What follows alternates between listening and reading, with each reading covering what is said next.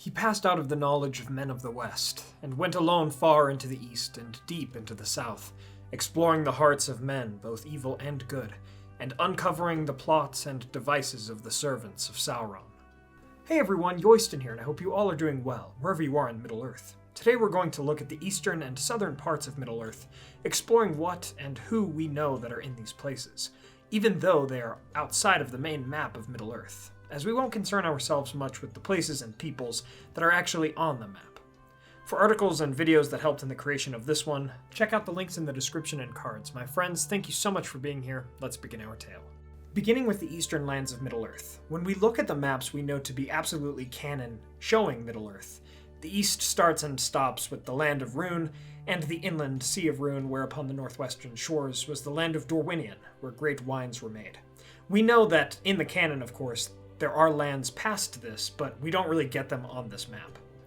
Now I have found maps that are claimed to be early sketches of all of Arda made by Tolkien, with one being during the Years of the Trees and another being an early idea of how the world looked, apparently made in the 1930s. Also, some of these Tolkienian maps are old and possibly outdated concerning the canon. We also have maps from the Atlas of Middle-earth by Karen Wynne Fonstad, but these maps certainly are not canon and have disagreeable pieces to them concerning the lore. It is incredibly difficult to validate the truth of these Tolkien maps and to run through all of the pros and cons about the Atlas maps. We'll use them as tools in this video, even if parts of them aren't canon. But the lore Tolkien puts forth actually supports parts of these maps of the expanded Middle-earth at least somewhat. In the works at large, but especially in the Silmarillion, we know that far to the east of Middle-earth, yet still in Arda, is the land of the sun and the walls of the sun, being the mountains and lands that acted as parallels to Valinor in the uttermost west, before the reshaping of the world at least. The Gates of the Morning were somewhere over here as well, as were glimpsed by Númenórean mariners during their travels. But more to the lands actually in Middle-earth, we know that in the east were some specific geographical sites of importance. First, somewhere in the east was the inland sea of Helcar, created by the fall of one of the two lamps, Illuin, during the Years of the Lamps, just as the fall of the other lamp, Ormol, created the Sea of Ringil further south. Now, some theories suggest that the inland sea of Helcar used to be where Mordor would actually end up being, with the seas of Rhûn and Nirnen being remnants of this sea. But of that I'm actually not convinced, as other lands such as Cuiviénen would also then be further west. And some of the lore found in the Peoples of Middle-earth, which was published after the Atlas of Middle-earth, disproves this.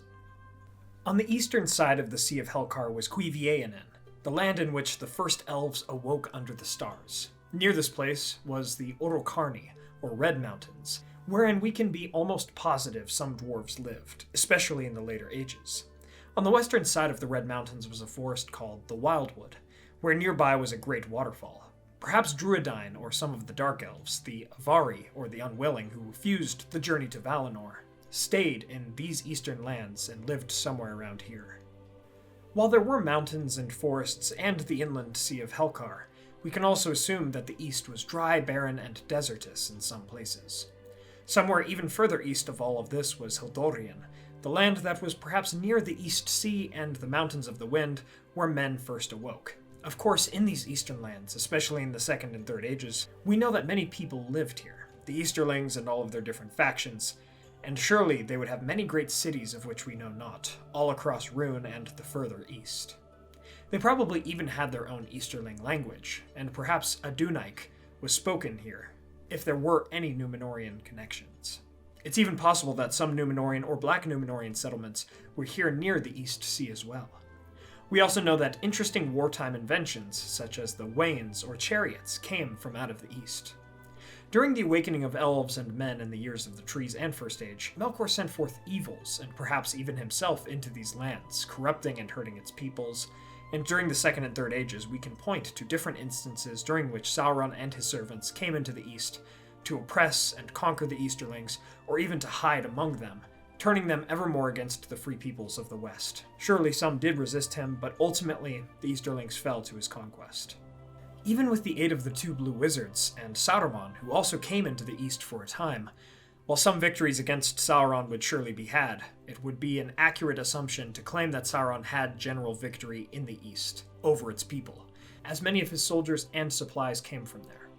It's also possible that the missing Entwives came into the east, and that some, if not all, were forced into servitude of the Shadow if they did not all die in the Brownlands. Now let's take a look at the south, past Harad and Far Harad, and even past Umbar, where we generally know where it is, even if it does not appear on maps. We have Haradwaith, the Sunlands. Even though the Hitherlands apply to all lands in Middle-earth as opposed to the Undying lands in the west, many people actually refer to these southern lands of Middle-earth that appear on some maps as the Hitherlands, since there are not many great names for it. Concerning important geographic locations, there was probably a mountain range in these southern lands, and it would make sense for there to have been more dwarven clans living among them. Indeed, if 2 dwarven clans awoke in the Blue Mountains, 1 in the Misty Mountains, 2 in Orokarni, and 2 in these southern mountains, that would actually account for all 7 dwarven clans. Anyway, this was most likely a very fertile region, as we know that the south had jungles, grasslands, and perhaps even more deserts like in the east. Indeed, in the jungles of Far Harad, the renowned Oliphaunts, or Mumakil, lived. Even further south than this, across the sea Ringil, the dark land of Middle-earth could be found.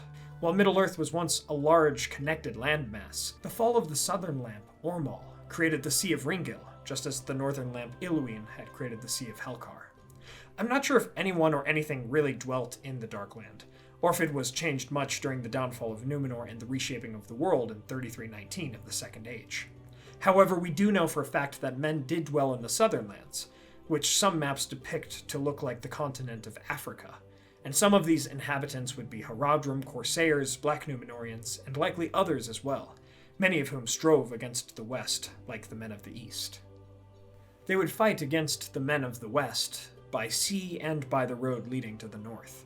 But due to the influence of Númenórean ports and settlers, we can be sure that the Númenórean language of Adunaic was probably much more alive here than anywhere else in Middle-earth during the later ages, as the faithful Númenóreans kept the Elvish languages more so than Adunaic. Besides men and probably dwarves, and perhaps even Druidine, I'm unsure if any elves, dark elves, or otherwise lived in the south at all. While Sauron would probably have less direct sway over the people of the south than those of the east, I would imagine that his servants among the corrupted Númenóreans of the south would give him the power he would have over these regions and peoples. We know that after the fall of Sauron, the kingdoms of the west continued to strive with the peoples of the east and south, until there was at last victory for the west, and then perhaps peace would come between all of these factions, especially as the memory of the Dark Lord faded into history. And so we come to the end of what we know concerning what was east and south of Middle-earth. From this lore, we see that both Middle-earth and our world are quite vast indeed, and it is worthwhile to learn as much as we can of all lands and peoples to expand our own knowledge and wisdom. Thank you all so much for watching. I hope you all enjoyed this Middle-earth Explained video. If you did, please be sure to hit that like button and share this with a friend. What are your thoughts about the east and south of Middle-earth? Let me know in the comments below. I was really fascinated by everything I learned while making this video. The world of Middle-earth is quite vast. I wish there was more to know about the south and east, as I believe it would all contextualize our stories in the north and west a lot more. Thanks to our Valar tier patrons, Adrian de la Tour, Chris Ortner, Cal Wetzel, Peter Shepard, Jonathan Putinam, Mark Kralik, Blair Scout, Merton, John Hume, Sam McBee, Matt Sabach, Elizabeth Calvert, Maz Gibbs, Ben Gardner, Kondar, Reese Jenkins, Anna Petrolik, Kuzan, Brandon Glidden, Molly Sullivan, Daniel Burns, Anthony Harmon, and Dorwin Gray, our newest Valar tier patron. Thank you so much, and thanks to all of our patrons and YouTube members. The support means so much to me. Please subscribe and hit that bell button to join the Men of the West and all of the Free Peoples today. And I'll see you all again next week with an epic character history, or rather, histories, on Eladon and Elrohir, the twin sons of Elrond. You all are the best. My friends, thank you all so much for joining me on this adventure. Until the next one.